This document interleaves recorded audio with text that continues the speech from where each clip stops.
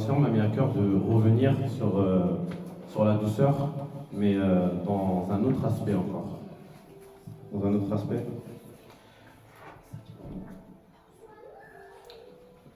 Je vais prier par la grâce de Dieu. Merci Seigneur pour ce que tu permets, que nous puissions encore venir ici pour te ressembler, pour marcher comme toi tu as marché, Seigneur mon Dieu. Merci de nous faire grâce de saisir la pensée que tu veux nous transmettre aujourd'hui, Seigneur mon Dieu. Et je prie afin de chasser tout esprit, de distraction, tout esprit, Seigneur, qui va nous amener, Seigneur mon Dieu, à ne pas être focalisé sur le message, à ne pas être focalisé sur ce que tu veux que nous recevons aujourd'hui, Seigneur. Je te prie et je t'adore et je te loue, Seigneur, car j'ai prié. Amen. Alors j'aimerais revenir sur le message de la douceur, mais sur un peu dans un autre aspect, et en donnant un peu plus d'exemples, pour que ce soit plus compris et pour que nous ayons plus d'exemples. C'est-à-dire de comment marcher dans la douceur. Alors comme j'avais dit la fois passée, j'avais pris le texte de Éphésiens 4, verset 32. Alors je vais lire le texte. La Bible dit, mais devenez doux. Bon, okay. Ça dépend des versions. Éphésiens 4, verset 32. 4 ou 5 4. 4, verset 2. Voilà, c'est écrit bon. Moi, dans ma version, c'est écrit doux. Mais devenez doux les uns envers les autres, pleins de compassion, vous pardonnant réciproquement comme Dieu vous a pardonné en Christ. Amen. Alors, la douceur, comme j'expliquais en fait l'autre jour, c'est la façon dont on va s'adapter à l'autre. C'est la façon dont on va transmettre le message à l'autre. Et comme j'expliquais l'autre jour, la douceur, elle arrondit les angles quand elle s'exprime.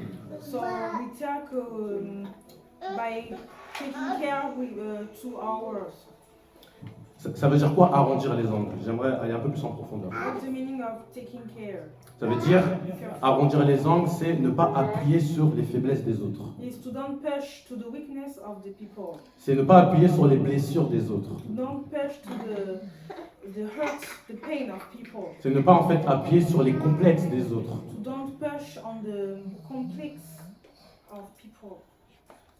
Je vais donner un exemple. On va dire que ma femme, on va dire, n'est pas soumise à la maison. Et je vais me baser en fait sur cette faiblesse qu'elle a. Et un jour, dans une discussion qui peut être assez prompte ou négative, je vais lui dire, ah, de toute façon, tu es une femme insoumise, toi. Ou je vais lui dire, de toute façon, tu n'es qu'une femme rebelle, toi. Et ça, c'est une parole dure. Parce que la Bible dit qu'une parole dure ou une parole qui peine excite les querelles.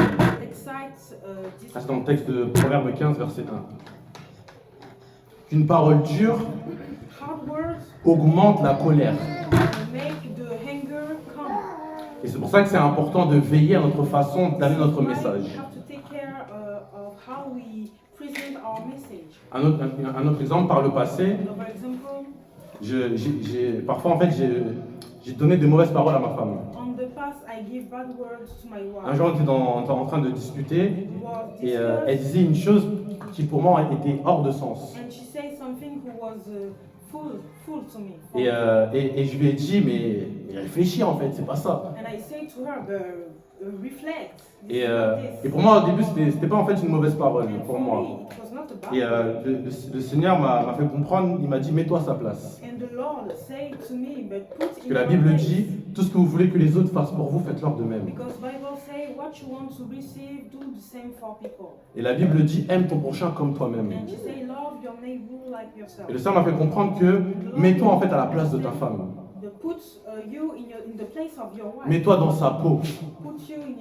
Prends en compte ses réalités. Prends en compte ses faiblesses.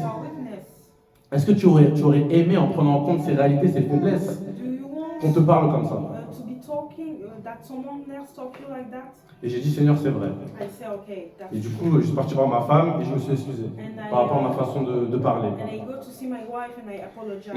Et je dis ça pourquoi? C'est que parfois, en fait, on a des vocabulaires, Sometimes we have on utilise vocabulary, certains mots we use some words qui, à première vue, c'est pas en fait des paroles dures, c'est pas en fait des mauvais mots, des mots mauvais. they are not bad words.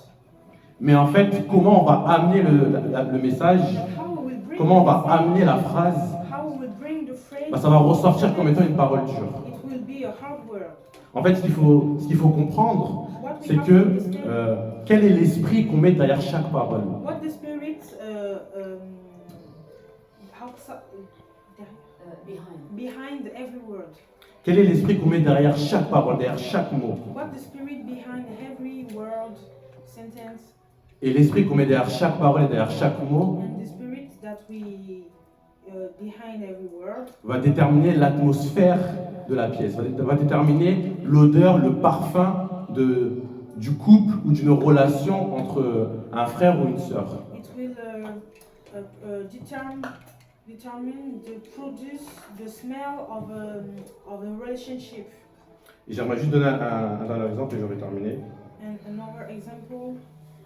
Alors déjà, j'aimerais dire qu'il y a des mots qu'il faut vraiment qu'on bannisse de notre vocabulaire. So there is word that we have to Tous les mots familiers, all family comme, words. bon, je ne vais pas les citer, hein, CHIER ou MERDE. Tous ces mots-là, en fait, c'est des mots qu'il faut vraiment qu'on bannisse de notre vocabulaire. We have to banish some word of our vocabulary, like for example, SHIT.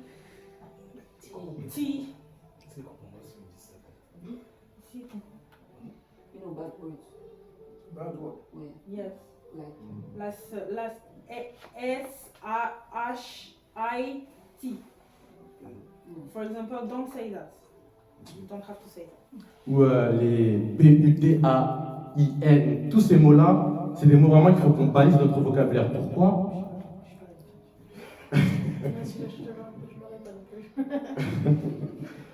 En fait, il faut vraiment qu'on les bannisse parce que même chez les païens, on considère ces mots comme étant des mots familiers. Because unbelievers consider those words like C'est pas des mots appropriés pour un enfant de Dieu. appropriate for a child of God. Et à plus forte raison, nous qui avons le Saint-Esprit en nous. And we have the Holy Spirit in us. Nous ne pouvons pas en fait avoir un tel vocabulaire. Ce vocabulaire fait fuir le Saint-Esprit. Vocabulary because it make the Holy Spirit go away. Et justement, si on a un tel vocabulaire, c'est normal que parfois le Saint-Esprit ne vienne pas en fait nous inspirer une bonne façon de parler. And if Parce we que have, ces vocabulaires-là font partie de notre vie en fait. and if we have this kind of vocabulary, the Holy Spirit cannot inspire us to talk well because we have this type of vocabulary in our life. Il y a une dernière chose, et parfois on n'utilise pas ces vocabulaires, mais dans notre façon d'amener la chose, c'est comme si en fait on disait ce vocabulaire. Sometimes we don't use one type of vocabulary, but by our way of talking, it's like we are saying hard words. Par exemple, je peux parler avec un frère, I can speak with a brother. le frère me reprend, on va dire, parce que j'ai un mauvais comportement, et je vais faire And I will say, oh là là, m'énerve lui, hein. oh, he make me angry. you get Ou oh là là, mais c'est pas possible. It's not possible. En fait, ça aussi c'est des paroles dures. This is hard words. Ou comme j'avais dit la fois passée à ma femme, mais réfléchis toi aussi. Or like I say to my wife, Et reflect. toutes ces paroles, c'est des paroles dures. C'est vraiment, faut vraiment faire attention en fait à comment on amène la chose, comment on amène le message. How we take message. How Ou encore parfois dire mais qu'est-ce que tu racontes? or say, what are you saying? Et il faut vraiment faire attention à vraiment comment en fait on amène le message, comment en fait on amène en fait la chose. Il faut vraiment faire en sorte que le message puisse être bien reçu. Be careful by our way to bring words. We have to take care that those words have been. Il faut vraiment chercher à se mettre vraiment à la place de l'autre. Se dire, est-ce que si on m'aurait dit ça, je l'aurais mal pris? Comment j'aurais reçu ça? Someone said this to me, how will I receive that? Ou pour l'autre, ça peut être dur de recevoir de tels propos. To receive this kind of word. Et par exemple, au lieu de soulever par exemple, Don't say, oh là là, de dire par exemple à la personne, si on n'en peut plus, il fait que de parler, on n'arrive plus à supporter, de dire à la personne, non franchement excuse-moi, est-ce que on peut en reparler après, vraiment je suis fatigué. later, I'm tired, please. Ou par exemple dire à quelqu'un, qu'est-ce que tu racontes, au lieu de lui dire ça, de lui dire mais je comprends pas en fait ce que tu essayes de me faire comprendre. You can say, but I don't understand what you're Ou si saying. pour vous c'est vraiment hors de sens, dire à la personne, mais est-ce que tu penses que c'est selon l'amour ce que tu dis? Or what if it doesn't make sense to you? Say, is it love? What you're saying? I don't understand.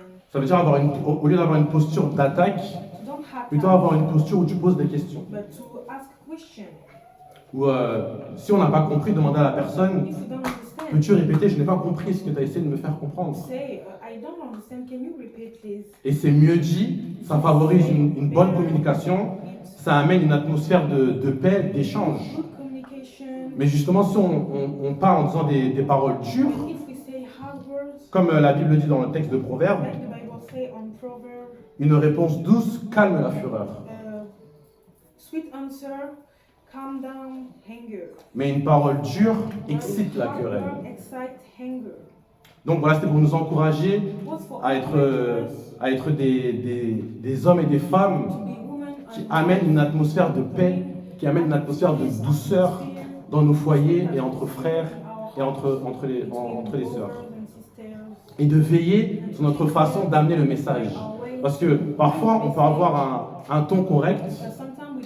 Le mot qu'on va utiliser n'est pas forcément familier, mauvais, mais c'est l'esprit qu'on va mettre derrière ce mot. C'est les expressions faciales qu'on va avoir, les gestes peut-être menaçants qu'on va avoir derrière vont favoriser une atmosphère négative. Donc voilà ce que je voulais dire. Que le Seigneur nous bénisse par rapport au message. Il y a en fait cette réalité où tu es dans tu uses de réflexion. Or you reflect, you La fois passée, j'avais dit en fait que celui qui use de douceur sait mettre la bonne portion de sel qu'il faut. you use with sweetness. Et Know how to put the good, la bonne portion de sel. the good salt, Ça veut dire qu'il sait en fait choisir le bon mot, la bonne phrase, the good word, the good phrase. mais toujours en fait en fonction de tout à chacun. According to people. Et justement, c'est pour ça que c'est important d'être aussi en communion avec le Seigneur. To be in communion with the Lord. Et par la réflexion, le Seigneur nous amène à comprendre que pour telle personne, il ne faut pas parler comme ça. Il faut être plus doux. Comme le dit tout à l'heure, il a dit, pour telle personne, là, il faut être plus ferme. Mais dans la fermeté, il ne faut pas exclure la douceur aussi. With this person, you should be kind. Donc voilà ce que je voulais rajouter. Y a-t-il d'autres? C'est parce que bon, tu n'as pas eu le temps de bien le développer, tu vois, ton message. You didn't have time Mais to sinon, develop. ça touche dans nos quotidiens, dans nos maisons. Et pour nous qui sommes parents, c'est surtout envers nos enfants. Et des fois, nous sommes un faux évangile pour les enfants. Parce que nous manquons de douceur dans nos expressions, nous sommes trop durs. Et les enfants vont reproduire directement, indirectement, dans leur vie de tous les jours, ce qu'ils nous ont vu faire. And they will reproduce what they saw us do. Et c'était qui Vous voyez, quand on est dans les shorts là sur YouTube, When we are in a short, et du coup, des fois on voit des shorts des gens qui, sometimes we see short. ils ont vu quelque chose dans un film, They saw something ils se mettent à l'imiter dans un short. and they imitate. Ils imitent le comportement des acteurs dans des t-shirts. They imitate. Vous voyez, ça montre que Actors. ce qu'il a vu à la télévision a été un message d'évangile So in dans lequel il s'est converti à cela. Donc nous tous ici, là, nous sommes chacun un message pour l'autre. We are a message for the others. Si vous êtes de ceux qui prenez vos enfants, vous les mettez des fessées, des choses comme ça, tout ça là. Beat your children. Si vous faites ça tout ça en public, on va vous répondre. Parce que vous êtes nous laissez un mauvais message. We will reproach Si nous manquons de douceur dans nos expressions, si nous sommes aussi un mauvais message. our word. Et surtout dans nos maisons, avec nos enfants. Bad message in front of children. Les enfants n'ont pas besoin de nous entendre dire Jésus, Jésus. Ils ont besoin de voir notre Jésus par notre style de vie. C'est quand ils le voient qu'ils vont nous imiter. And they will imitate us. On enseigne à l'enfant la voie droite et quand il sera grand, il ne se détournera Good point. way to the children. L'enseignement là, ce n'est pas les mots, c'est l'attitude et le So comportement. it's the behavior and the attitude. Même si on nous dit il ne faut pas faire ceci, que nous, on n'est pas le message. Ah. Even if we Donc, say you don't have to do that. Dans nos rapports mutuels, veillons réellement à cela par la grâce de Dieu. Merci beaucoup pour le message. Et ayons cette réflexion de penser à être doux dans nos expressions. Moi, pour ma part, je suis dans une école de douceur à la maison avec mon épouse. Elle, sans parler, elle m'enseigne la douceur. Par sa façon de répondre, tout ça, etc. Sans m'enseigner quoi. Par sa vie, elle me l'enseigne. Parce que je suis réceptif, je prends ça en considération. Un jour, j'avais prié, Seigneur, donne-moi la douceur de Rachel. J'ai prié comme ça. Selon des expressions, des messages de douceur. Gloire à Dieu. Quand on rentre rapidement de la